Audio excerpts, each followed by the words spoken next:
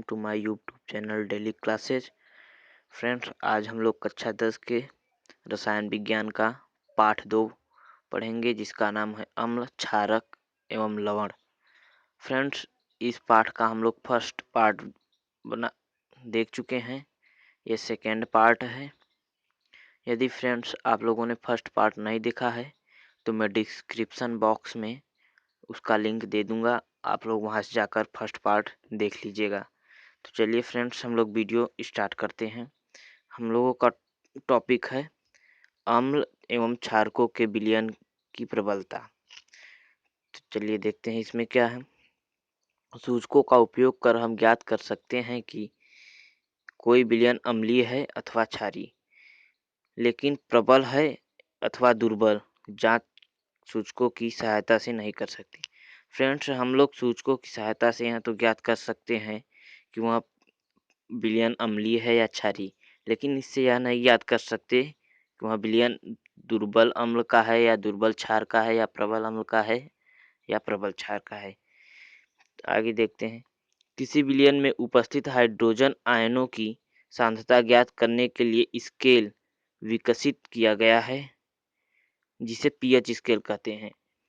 तो फ्रेंड्स, प्रबलता अम्लों की और क्षारों की ज्ञात करने के लिए एक स्केल विकसित किया गया है, जिसका नाम पीएच स्केल रखा गया है।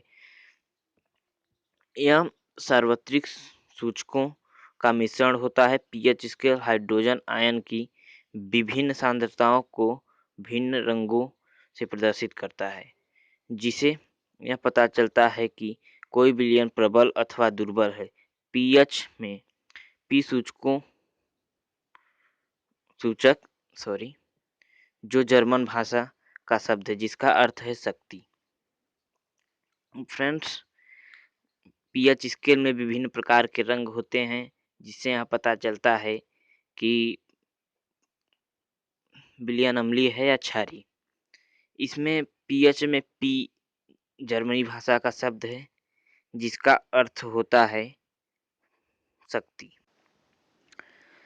यदि किसी विलयन में पीएच का मान 7 से कम होता है तो वह विलयन अम्लीय, और यदि पीएच में 7 होता है तो वह उदासीन होता है। यदि विलयन 7 से अधिक होता है पीएच का मान, तो वह क्षारीय होता है। फ्रेंड्स, अगर हम स्केल पे नापते हैं और पीएच मान 7 से कम होता है तो वह अम्लीय होता है, और वह 7 होता है तो उदासीन होता है, और 7 से अधिक होता है तो वह विलयन क्षारीय होता है। पीएच मान घटने पर अम्लीय प्रकृति में वृद्धि होती है। फ्रेंड्स, जब पीएच मान घटता है तो अम्लीय प्रकृति में वृद्धि होती है। क्षारीय प्रकृति में कमी होती है, और क्षारीय प्रकृति जो होती है कमी होती है। जब पीएच मान घटने लगेगा तो क्षारीय प्रकृति में कमी होगी। पीएच मान जितना कम होता है अम्ल उतना ही प्रबल होता है। पीएच मान जितना ही कम रहेगा अम्ल उतना ही प्रबल होगा। पीएच मान बढ़ने पर क्षारीय की प्रकृति में वृद्धि होती है। पीएच मान जितना अधिक बढ़ेगा उतना ही प्रबल क्षार होगा। अम्लीय प्रकृति में कमी आती है, ये तो हम लोग देख चुके हैं। पीएच मान जितना अधिक होता है क्षार में उतना प्रबलता है। फ्रेंड्स, जितना ही अभी हमने बताया कि पीएच मान में वृद्धि होगी उतना ही प्रबल क्षार। फ्रेंड्स, यहाँ हम कुछ मुख्य पदार्थों के पीएच मान देखेंगे। जठर रस का पीएच मान लगभग 1.2 होता है, अतः यह क्या है, अम्लीय है। नींबू का रस, इसका पीएच मान लगभग 2.2 होता है, अतः यह क्या है, अम्लीय है। शुद्ध जल का पीएच मान 7.4 होता है, अतः यह क्या है, लगभग उदासीन के पास है। रक्त का पीएच मान 7.4 होता है। मिल्क ऑफ मैग्नीशियम का पीएच मान 10 होता है, अतः यह क्या है, क्षार है, जो कि दुर्बल है। सोडियम हाइड्रोक्साइड का पीएच मान 14 होता है, यह अतः यह क्या है, क्षार है, जो कि बहुत ही प्रबल है। आगे देखते हैं। लवणों का पीएच मान हम लोगों का नेक्स्ट टॉपिक है। लवणों का पीएच मान अभिक्रिया में भाग लेने वाले अम्लों या क्षारकों की प्रबलता पर निर्भर करता है। फ्रेंड्स, जो लवणों का पीएच मान होता है वह अम्लों एवं क्षारों की प्रबलता पर निर्भर करता है, जो कि अभिक्रिया में भाग लेते हैं। यदि अभिक्रिया में भाग लेने वाले अम्ल एवं क्षार दोनों प्रबल हो तो उदासीन लवण का निर्माण होता है। फ्रेंड्स, यदि अम्ल और क्षार दोनों ही प्रबल रहेंगे अभिक्रिया में तो उदासीन लवण होगा। प्रबल अम्ल एवं दुर्बल क्षार की क्रिया से प्राप्त लवण अम्लीय होगा। यदि प्रबल अम्ल रहेगा और दुर्बल क्षार रहेगा तो लवण जो होगा कि अम्लीय प्राप्त होगा। और यदि प्रबल क्षार तथा दुर्बल अम्ल होगा तो लवण जो होगा वह क्षारीय प्राप्त होगा। चलिए आगे देखते हैं।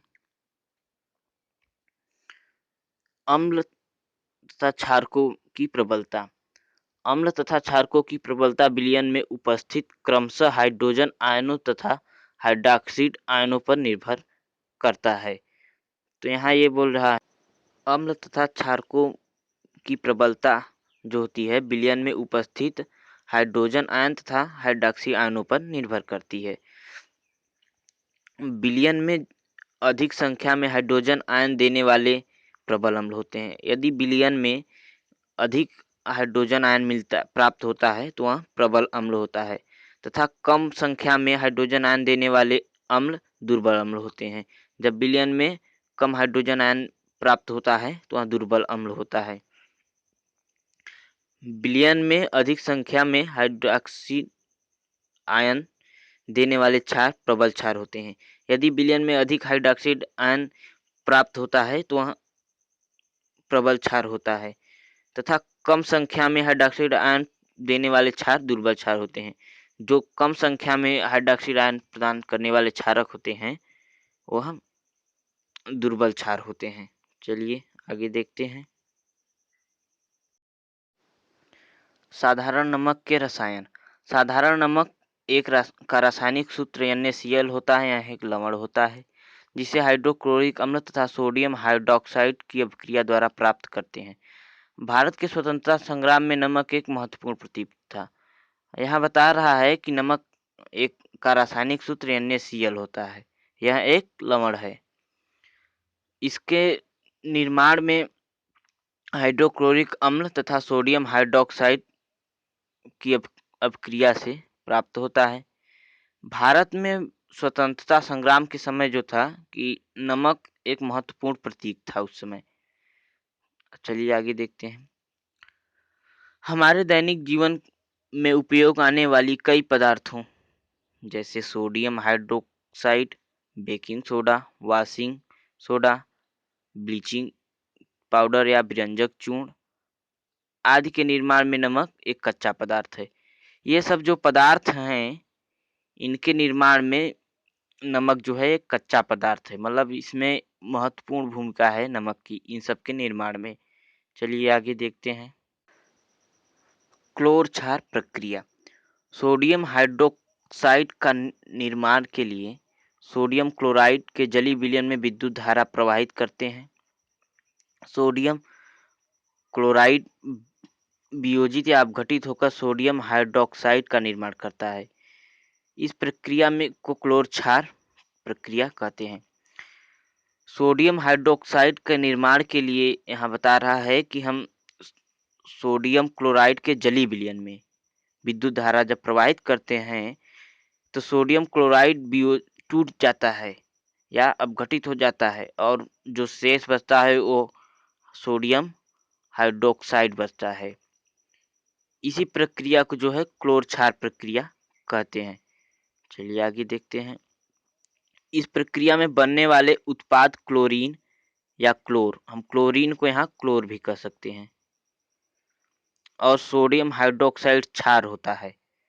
ये जो क्लोरीन होता है और सोडियम हाइड्रोक्साइड होता है ये दोनों क्षार होते हैं तथा हाइड्रोजन गैस कैथोड पर तथा कैथोड पर सोडियम हाइड्रोक्साइड का निर्माण होता है और कैथोड पर हाइड्रोजन गैस तथा कैथोड पर ही सोडियम हाइड्रोक्साइड का निर्माण होता है। चलिए आगे देखते हैं। उपयोगी उत्पाद। यहाँ जो है कि कुछ जो हम वस्तु पढ़े हैं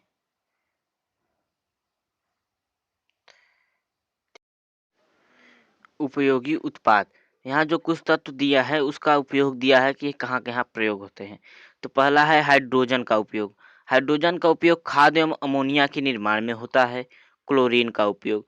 क्लोरीन का उपयोग जल की स्वच्छता के लिए होता है, स्विमिंग पूल में होता है, पीवीसी के निर्माण में होता है, रोगाणुनाशक तथा कीटनाशक दवाओं के रूप में होता है। तीसरा है सोडियम हाइड्रोक्साइड का उपयोग। सोडियम हाइड्रोक्साइड का उपयोग धातुओं से ग्रीस हटाने में होता है, साबुन तथा अपमार्जक के निर्माण में होता है तथा कागज निर्माण के में काम आता है। चौथा है हाइड्रोक्लोरिक अम्ल। इसका उपयोग इस्पात की सफाई करने में, औषधियाँ बनाने में, अमोनिया क्लोराइड बनाने में एवं सौंदर्य प्रसाधन में किया जाता है। ये हो गए हमारे 4 धातुओं के और तथा तत्वों के उपयोग। तो फ्रेंड्स, आज हमारा वीडियो यहीं समाप्त होता है। मिलते हैं इस पार्ट के नेक्स्ट पार्ट में। यदि आपको मेरा वीडियो पसंद आया हो तो सब्सक्राइब करें हमारे यूट्यूब चैनल को। धन्यवाद।